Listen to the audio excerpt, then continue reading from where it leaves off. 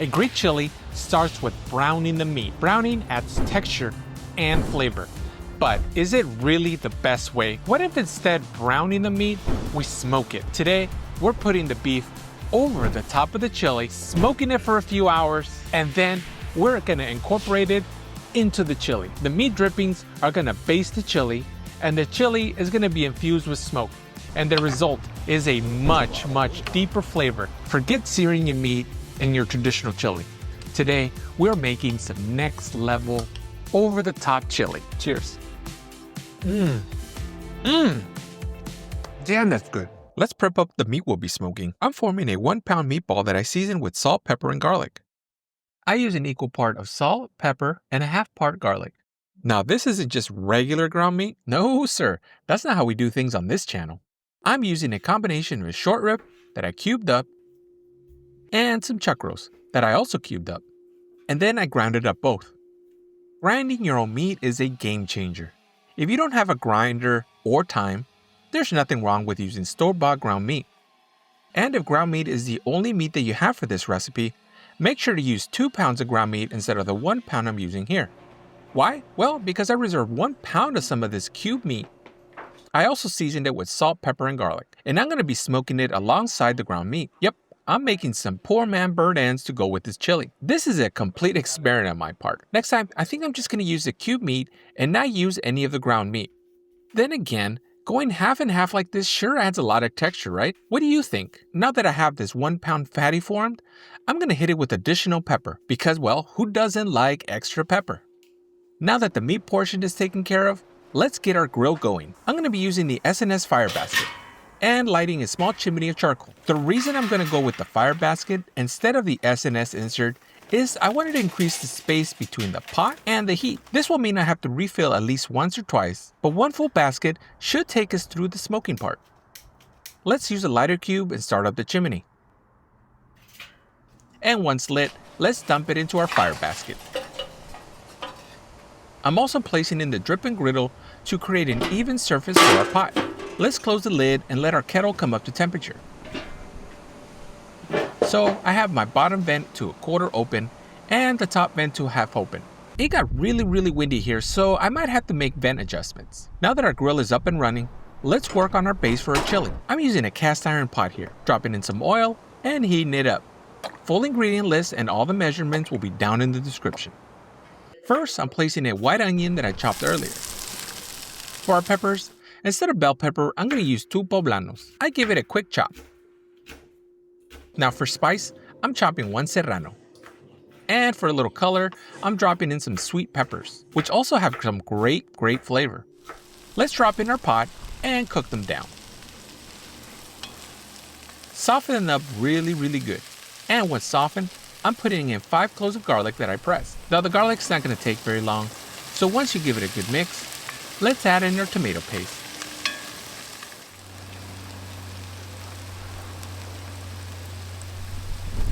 And once mixed well, drop in 3 14-ounce cans of tomato. I added the 3rd can a little bit later on in the cook, but I forgot to show you. Give it a nice mix. And now for our spices. No chili is complete without a good spice mix.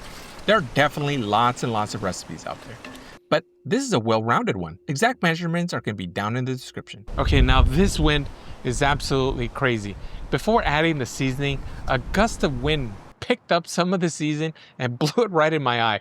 I'm not sure how much of the seasoning I lost, but I definitely got a whiff of that cumin. Oh well, the cook must continue. After giving it a good mix, let's place this pot on our grill.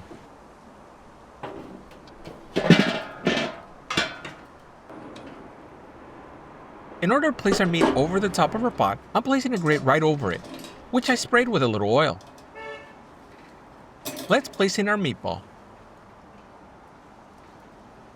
And then, our poor man burn ends. Try to fit as many of these cubes right above the pot. Unfortunately, not all of them fit, so I ended up placing a few cubes outside of the pot. It's a good thing I used the pan underneath the pot. It's going to make cleanup a lot easier. Looks kind of cool, doesn't it? I was tempted to just cook the chuck roast whole, but I really felt it was going to take too long. I kind of like the cube up method. Let's put the kettle lid on and then start our cook. Easy horse. 2.5 hours later, let's check on our chili. yeah, this is looking really nice. Two things I wanted to point out that I did off camera.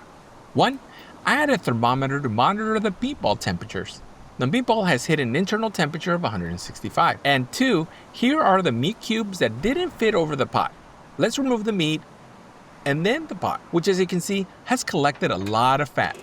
I'm gonna dress this in a little bit, but right now, let me mix up the coals and then add additional charcoal. Then cover it up. Okay, so as far as the grease, I went ahead and skimmed a lot of it off. I'm not against the fat, but it really looked like too much, so I removed 75% of it. And once you do that, let's take our meat patty and break it up with some heat-resistant gloves.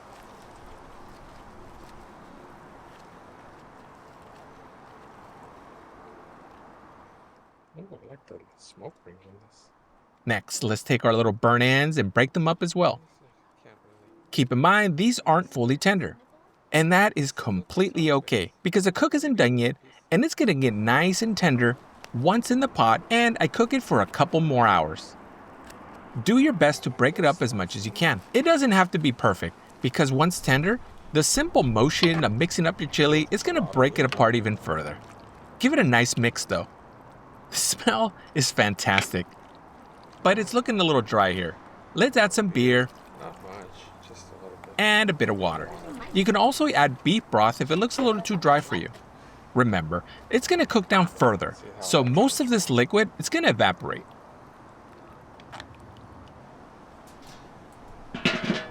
First, place in our lid and then place our chili back on the grill. It might look like a lot of bad smoke here as the new charcoal starts up, but it's okay since the lid is on and it's gonna protect it.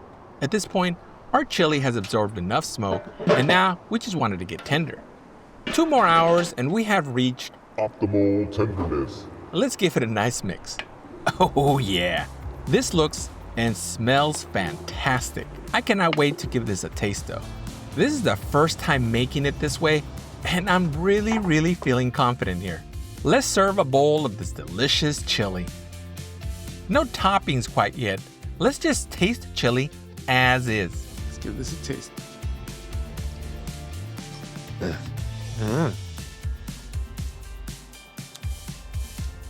Wow, that has some great flavor. That chili is absolutely over the top. Smoking the meat and then add it into your chili is the absolute best way to do it.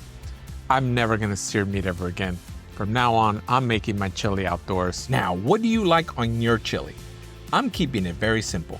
A little sour cream and some freshly shredded cheddar. Oh baby. Now, would you try it? Or are you sticking to the classic way of making chili? I will say, I cook a lot of chuck roast on this channel, and recently I've been digging these poor man burn ends. They are small, so they cook really fast. Check them out.